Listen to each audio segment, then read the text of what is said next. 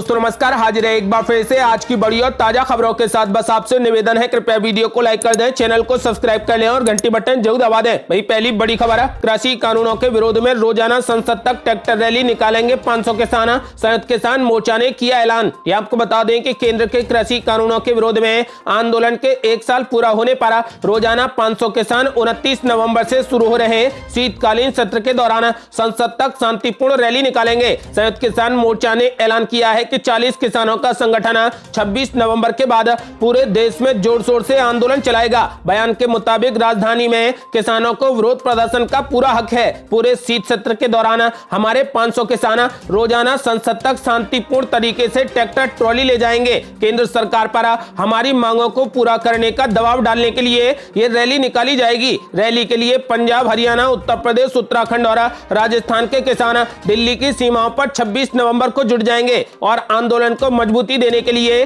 किसान मोर्चा के सभी संगठन किसानों को प्रोत्साहित करेंगे। इसी दिन सीमाओं पर बड़ी जनसभाएं होंगी। इस आंदोलन में मारे गए 650 से अधिक लोगों को श्रद्धांजलि दी जाएगी। मोर्चे ने राज्यों की राजधानियों में भी महापंचायतें बुलाने का भी आह्वान किया है। संसद का शीतकालीन सत्र 29 नवंबर से 23 नवंबर तक चलेगा। यदि आप भी किसानों का खुले दिल से समर्थन करते हैं तो इस वीडियो को लाइक कर अपनी राय हमें कमेंट बॉक्स में जरूर दें। और बड़ी खबर, महंगाई बेरोजगारी के खिलाफ जन जागरण अभियान चलाएगी कांग्रेस। राहुल गांधी बोले अन्याय का जवाब लेकर रहेंगे। ये आपको बता दें कि कांग्रेस महंगाई, बेरोजगारी और अन्य मुद्दों पर सरकार को घेरने की तैयारी में है। पार्टी देश भर में 14 नवंबर से 29 नवंबर तक जन जागरण अभियान और पदयात्रा निकालेगी। पार्टी के पूर्व अध्यक्ष राहुल गांधी ने इस बात की जानकारी दी। उन्होंने कहा कि चलता जा रहा है बीजेपी सरकार का जन उत्पीड़न अभियान, अब चलेगा कांग्रेस का जन जागरण अभियान। अन्याय का जवाब लेकर रहेंगे। वहीं कांग्रेस महासचिव केसी वेणुगोपाल ने कहा कि पीएम मोदी के नेतृत्व वाली सरकार की नीतियों के कारण देश के लोग दयनीय जीवन जी रहे हैं। पिछले 2 वर्षों में हम पेट्रोल, डीजल और खाद्य तेल की कीमतों में भयानक वृद्धि देख रहे हैं। सोनिया गांधी के नेतृत्व में कांग्रेस, राहुल गांधी इस सरकार के खिलाफ लड़ रहे हैं। केसी वेणुगोपाल ने कहा कि हम देश के विभिन्न हिस्सों में प्रदर्शन कर रहे हैं। हमने सरकार की गरीब विरोधी नीतियों को उजागर करने के लिए एक समिति का गठन किया है। हमने कार्य योजना पेश की है। कांग्रेस कार्य समिति ने सर्वसम्मति से इस कार्यक्रम के लिए सहमति व्यक्त कर दी है। कांग्रेस नेता ने कहा कि पार्टी कार्यकर्ता पदयात्रा, जनसभाएं करेंगे और देश के कुछ हिस्सों में ऐतिहासिक मूल्य वृद्धि से पीड़ित लोगों की आवाज को उठाएंगे। कांग्रेस महासचिव ने यह भी कहा कि केंद्र की नीतियों का विरोध हम संसद के शीतकालीन सत्र के दौरान भी करेंगे। और बड़ी खबर, कृषि कानूनों पर विरोध प्रदर्शन के बीच सिंगू बॉर्डर पर किसान ने फांसी लगाकर कर ली खुदकुशी। आपको बता दें कि केंद्र के नए कृषि कानूनों के खिलाफ किसान करीब 1 साल से दिल्ली, पंजाब के सिंगू बॉर्डर पर आंदोलन पर बैठे हैं। इसी सिंगू बॉर्डर पर एक किसान ने फांसी लगाकर खुदकुशी कर ली है। खुदकुशी करने वाले किसान का नाम गुरप्रीत सिंह बताया जा रहा है, जो पंजाब के फतेहगढ़ साहिब जिले का रहने वाला था। फिलहाल आत्महत्या के पीछे के कारणों का खुलासा नहीं हुआ है। कुंडली थाना पुलिस ने सबको कब्जे में लेकर सरकारी अस्पताल में पोस्टमार्टम के लिए भेज दिया है। मृतक किसान भारतीय किसान यूनियन सिद्धपुर से संबंधित था। और बड़ी खबर, मेरठ, लखनऊ समेत 9 रेलवे स्टेशनों को बम से उड़ाने की धमकी, प्रशासन में मचा हड़कंप। यहाँ आपको बता दें कि मेरठ सिटी रेलवे स्टेशन अधीक्षक को पत्र लिखकर मेरठ, लखनऊ सहित 9 रेलवे स्टेशनों को बम से उड़ाने की धमकी दी गई है। इसके बाद मेरठ रेलवे स्टेशन पर हड़कंप मच गया है। रेलवे पुलिस के उपाधीक्षक सुदेश कुमार गुप्ता ने इसकी पुष्टि करते हुए कहा कि मेरठ सिटी रेलवे स्टेशन अधीक्षक के कार्यालय को इस तरीके का पत्र मिला है, जिसके बाद मेरठ सिटी स्टेशन के अलावा कैंट स्टेशन, प्रतापपुर स्टेशन पर सुरक्षा व्यवस्था को सख्त कर दिया गया है। पुलिस अधीक्षक गुप्ता ने बताया कि इस मामले में मेरठ सिटी रेलवे स्टेशन स्थित थाना जीआरपी में अज्ञात लोगों के खिलाफ धारा 505(2) के तहत मामला दर्ज किया गया है। उन्होंने बताया कि प्रथम दृष्टता ये किसी की शरारत लग रही है। ऐसा ही एक पत्र 30 अक्टूबर को हापुड़ रेलवे स्टेशन अधीक्षक कार्यालय को मिला था, जिसके बाद स्टेशन परिसर में सघन जांच अभियान चलाया गया था। आपको बता दें कि एक बार फिर से मेरठ, लखनऊ समेत 9 रेलवे स्टेशनों को बम से उड़ाने की धमकी दी गई है। और बड़ी खबर, अमित शाह 12 अक्टूबर से 2 दिन के यूपी दौरे पर चुनावी तैयारियों पर पार्टी नेताओं के साथ करेंगे मंथन। आपको बता दें कि केंद्रीय गृह मंत्री अमित शाह शुक्रवार से उत्तर प्रदेश के 2 दिन के दौरे पर जाएंगे। उनका ये दौरा पूर्वी उत्तर प्रदेश में होगा। वाराणसी में दीनदयाल हस्तकला संकुल में चुनावी तैयारियों पर पार्टी नेताओं के साथ मंथन करेंगे। बैठक में काशी क्षेत्र से राज्य सरकार में शामिल सभी मंत्री मौजूद रहेंगे। चुनाव प्रभारी केंद्रीय मंत्री धर्मेंद्र प्रधान और सुनील बंसल, मुख्यमंत्री योगी आदित्यनाथ और स्वतंत्र देव सिंह भी बैठक में शामिल होंगे। होंगे। इस बैठक में चुनावी रणनीति पर करीब 4 घंटे तक महामंथन होगा। अमित शाह अखिल भारतीय राज्यसभा सम्मेलन में भी हिस्सा लेंगे। वो आजमगढ़, गोरखपुर, बस्ती और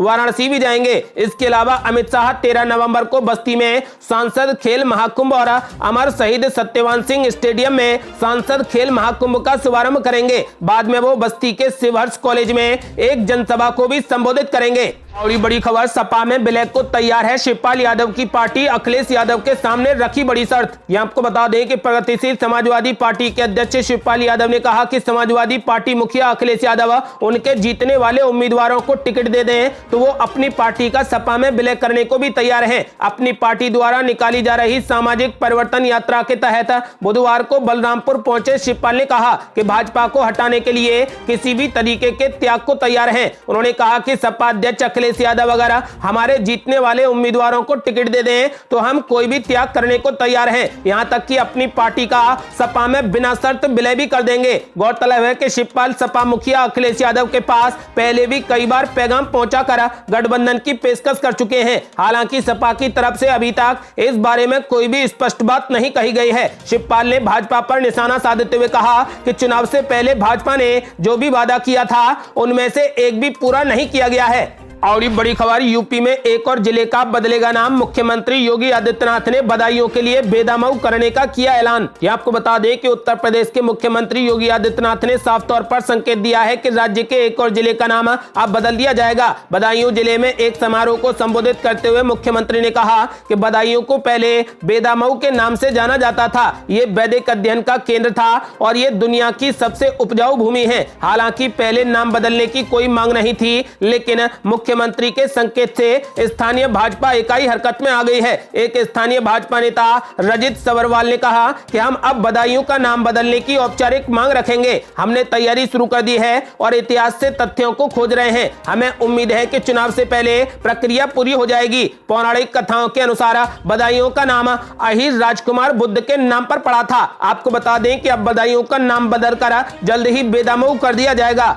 और बड़ी खबर, अब राजस्थान सरकार का बड़ा ऐलान। राजस्थान सरकार ने भी कम किए पेट्रोल डीजल के दाम। ये आपको बता दें कि केंद्र सरकार की ओर से पेट्रोल और डीजल पर टैक्स में कटौती और फिर भाजपा शासित राज्यों की ओर से वैट में कमी के बाद से विपक्षी दलों के शासन वाली सरकारों पर दबाव था। अब इसका असर दिखने लगा है। पंजाब के बाद अब राजस्थान की अशोक गहलोत सरकार ने भी पेट्रोल और डीजल पर वैट घटाने का ऐलान कर दिया है। हालांकि उन्होंने अभी ये नहीं बताया कि कितनी कमी की जाएगी। जोधपुर के एक गाँव में आयोजित कार्यक्रम अशोक गहलोत ने कहा कि सभी राज्यों ने जब कीमतों में कमी कर दी है तो फिर हम भी इसमें कटौती करेंगे। उन्होंने कहा कि हमारी सरकार भी पेट्रोल और डीजल पर वैट में कमी करके लोगों को राहत देने का काम करेगी। इसके साथ ही उन्होंने एक बार फिर से मोदी सरकार को ही ईंधन की बड़ी कीमतों के लिए जिम्मेदार ठहराया है और कहा कि ज्यादा टैक्स के जरिए वो लोगों को लूटने का काम कर रही है। अशोक गहलोत ने कहा कि केंद्र सरकार ने बड़े पैमाने पर कीमत बढ़ाने के बाद मामूली राहत दी है। उन्होंने कहा कि राजस्थान सरकार इसी साल 29 जनवरी के बाद से अब तक पेट्रोल पर वैट में 3 रुपए और डीजल पर 3.8 रुपए की कटौती कर चुकी है। उन्होंने कहा कि इसके चलते राज्य सरकार को 2800 करोड़ रुपए के राजस्व नुकसान का सामना करना पड़ रहा है। और भी बड़ी खबर, प्रियंका गांधी का एक और चुनावी वादा। सरकार बनी तो आशा कार्यकर्ताओं को 10,000 रुपए महीने देगी कांग्रेस। ये आपको बता दें कि यूपी में सत्ता पाने के लिए कांग्रेस हर रोज नए नए वादे कर रही है। पहली प्रतिज्ञा यात्रा निकालने के दौरान प्रियंका गांधी ने सरकार बनने पर कई घोषणाएं कर चुकी हैं। चुनाव नजदीक आते ही प्रियंका गांधी ने एक और चुनावी वादा किया है। इस बार उन्होंने आशा वर्करों को साधने की कोशिश की है। शाहजहांपुर की घटना का उल्लेख करते हुए प्रियंका गांधी ने इस दौरान यूपी की कानून व्यवस्था पर भी सवाल उठाए हैं। कांग्रेस महासचिव प्रियंका गांधी वाड्रा ने उत्तर प्रदेश के शाहजहांपुर में मान्यता प्राप्त सामाजिक स्वास्थ्य कार्यकर्ता यानी आशा कर्मियों के खिलाफ पुलिस द्वारा कथित तौर पर बल प्रयोग करने के मामले को लेकर राज्य की भारतीय जनता पार्टी सरकार पर निशाना साधा। प्रियंका गांधी ने कहा कि आशा बहन सम्मान की हकदार हैं और मैं इस लड़ाई में उनके साथ हूं। उन्होंने कहा कि कांग्रेस पार्टी आशा बहनों के मानदेय के हक और उनके सम्मान के प्रति प्रतिबद्ध है और सरकार बनने पर आशा बहनों एवं आंगनवाड़ी कर्मियों को 10,000 10,000 रुपए प्रतिमाह का मानदेय मिलेगा। उन्होंने कहा कि एक वीडियो साझा करते हुए ट्वीट किया और कहा कि यूपी सरकार द्वारा आशा बहनों पर किया गया एक बार उनके द्वारा किए गए कार्यों का अपमान है। उन्होंने ऐलान कर दिया है कि आंगनबाड़ी और आशा कार्यकर्ताओं को कांग्रेस की सरकार बनने पर 10-10 हजार रुपए दिए जाएंगे। ये थी अब तक की बेहद बड़ी खबरें। यदि आप भी चाहते हैं कि भारत जल्द से जल्द कोविड मुक्त हो जाए तो इस वीडियो को लाइक कर अपनी राय हमें कमेंट बॉक्स में जरूर दें। यदि आपने अभी तक हमारे चैनल को सब्सक्राइब नहीं किया है तो कृपया चैनल को सब्सक्राइब कर घंटी बटन जरूर दबा दें। जल्दी मिलते हैं बड़ी अपडेट के साथ, तब तक के लिए जय हिंद, जय भारत।